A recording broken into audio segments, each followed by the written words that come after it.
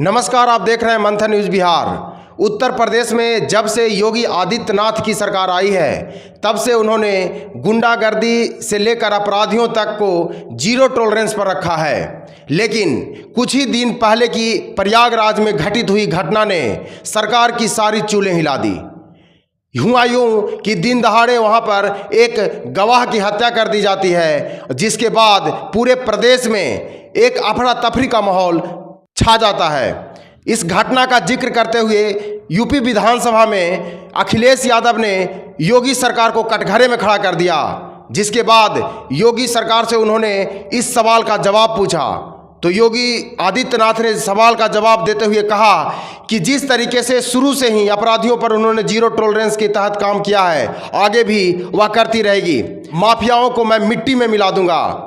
उनके इस घोषणा के बाद 48 घंटे के भीतर ही जिन लोगों ने अतीक अहमद के प्रमुख गवाह की हत्या की थी, पुलिस ने उनका इनकाउंटर कर दिया। इस घटना के केंद्र बिंदु में जिस अतीक अहमद का नाम आ रहा है, अतीक अहमद पूर्व सांसद भी रह चुके हैं और ऐसा कहा जाता है कि वह एक बाहुबली नेता भी थे।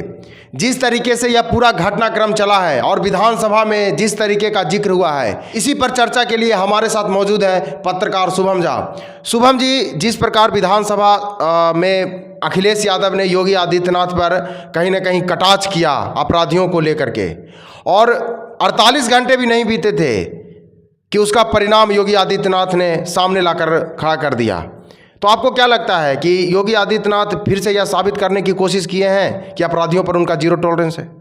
देखिए, जहाँ तक विपक्ष की बात है तो विपक्ष का तो काम है सवाल करना या फिर आरोप लगाना।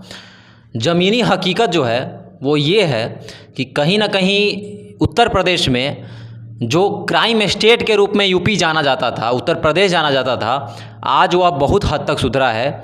आज उत्तर प्रदेश को रोज़गार के लिए जाना जाता है, कृषि के लिए जाना जाता है, और भारत देश में उत्तर प्रदेश का ग्राफ धीरे धीरे बढ़ रहा है और क्राइम का जो ग्राफ है वह धीरे धीरे घट रहा है।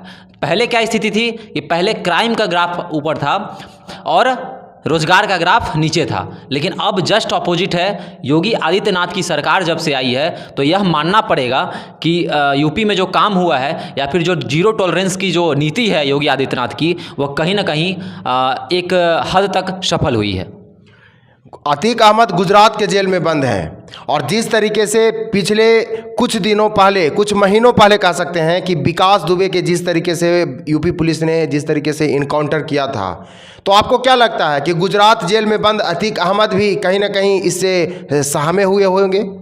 बिल्कुल सहमे हुए होंगे, क्योंकि उनके गवाह को मार देना, जो मुख्य गवाह था उसको मार देना, और फिर जो अपराधी हैं उनको पुलिस के द्वारा मार देना, तो कहीं ना कहीं प्रशासन से अभी भी अतीक अहमद को खौफ होगा और यह डर उनके अंदर यह सता रहा होगा कि उनके सानिध्य में जो काम किया गया है, उनके गुरुओं के द्वारा जो काम किया गया है, उसका जवाब जो है यूपी पुलिस 48 घंटों के अंदर दे देती है। तो यह खौफ जो है अभी भी अतीक अहमद के दिल में ज़रूर होगा, और उनको यह समझना होगा कि यह यूपी पहले वाली यूपी नहीं है कि हम किसी को मार दें और छुप जाएं या फिर मिस्टर इंडिया बन जाएं।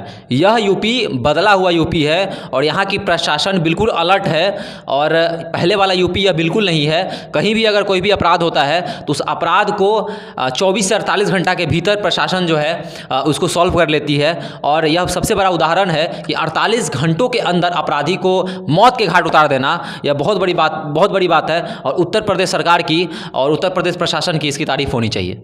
जिसके केंद्र बिंदु, इस केस के केंद्र बिंदु में अतीक अहमद हैं, तो उनके परिवार वालों की मांग है सरकार से कि अतीक अहमद को गुजरात में ही रखा जाए, उत्तर प्रदेश न लाया जाए। इस पर क्या कहेंगे आप? देखिए, जहाँ तक आपने बात कही कि अतीक अहमद को डर सता रहा है, उसके परिवार वालों को डर सता रहा है, तो लाजमी है कि उनके परिवार वालों को डर सताएगा ही, क्योंकि जब पूर्व में विकास दुबे वाला जो कांड हुआ था और विकास दुबे का एनकाउंटर पुलिस कर देती है, तो यह डर उनके परिवार वालों के अंदर भी है कि अगर गुजरात से यूपी अगर अतीक अहमद को लाया गया और उस बीच में कहीं ऐसा कुछ कांड हो जाए, यह डर लाजमी है उनके परिवार वालों के बीच कि अगर गुजरात से कहीं यूपी लाया गया और उसी बीच में ऐसा कोई कांड हो जाए, तो इसी के लिए इनका डर सता रहा है। और बाद बाकी अगर गुजरात में है वो और यूपी लाया जाता है तो ऐसी कोई बात होने वाली नहीं है। अगर अतीक अहमद कोई गलती करते हैं तभी प्रशासन उन पर कार्रवाई करेगी।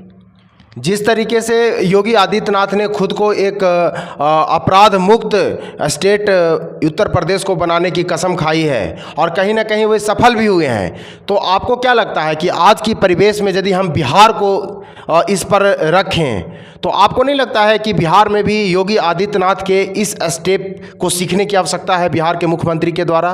बिल्कुल सीखने की आवश्यकता है। बिहार में सिर्फ दावा किया जाता है और उस दावा की पोल जो है हर दिन खुलती है, तो जो दावा किया जाता है उस पर काम करे सरकार, मुख से जो वचन निकालती है सरकार उस पर काम करे, प्रशासन को अलर्ट करे। ये ढकोसलाबाजी से नहीं होगा कि हमारी प्रशासन, हम डीजीपी को बदल दिए, ये भट्टी आ गए, ये आ गए, वो आ गए, तो ये सब चीज़ से नहीं होगा। जो भी प्रशासन यहाँ पर आती है तो अदला बदली से काम नहीं होगा। जो भी है प्रशासन उसको अलर्ट करने की ज़रूरत है। और माननीय मुख्यमंत्री नीतीश कुमार का यह बयान हमेशा सुनने को मिलता है कि वो भी जीरो टॉलरेंस की बात करते हैं।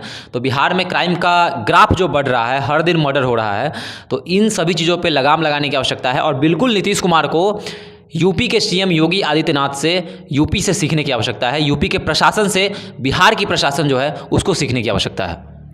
जिस तरीके से योगी आदित्य ने कार्रवाई करते हुए 48 घंटे के भीतर कहीं ना कहीं एक रिजल्ट देने की कोशिश की यूपी के जनताओं में, दोस्तों आप योगी आदित्यनाथ के इस कार्रवाई के बारे में क्या कहना चाहते हैं, या बिहार के नेताओं को योगी आदित्यनाथ से सीखने की आवश्यकता है कि नहीं, इसके बारे में क्या सोचते हैं हमारे कमेंट सेक्शन में बस बताएं। देखते रहें मंथन न्यूज़ बिहार। बहुत बहुत धन्यवाद।